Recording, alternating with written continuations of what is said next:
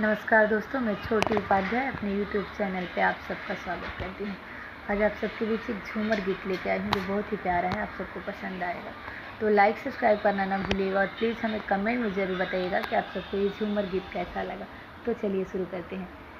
हे जी आमवा महुआ के झूमे डढ़िया, हे जी आमवा महुआ के झूमे डढ़िया, तनिता की ना बलमु हमार ओरिया, तनिता की ना बलमु, तनिता की ना बलमु, तनिता की ना बलमु हमार ओरिया, तनिता की ना बलमु हमार ओरिया।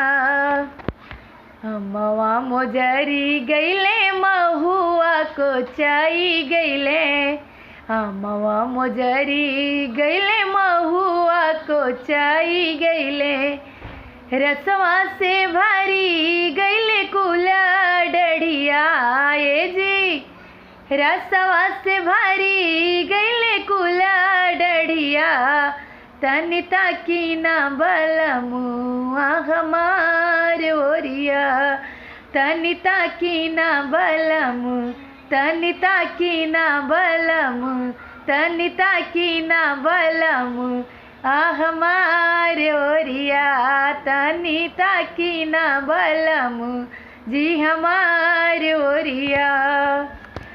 महुआ बिनन हम गईलो महुआ बगिया, महुआ बिनन गईलो महुआ बगिया, महुआ बिनन हम गईलो, महुआ बिनन हम गईलो महुआ बगिया, रहिया में छेकेला देवर पपिया, ए जी रहिया में छेकेला देवर पपिया, तनिता की ना बलमु, तनिता की ना बलमु जी हमार ओरिया, तनिता की ना बलमु या हमार ओरिया।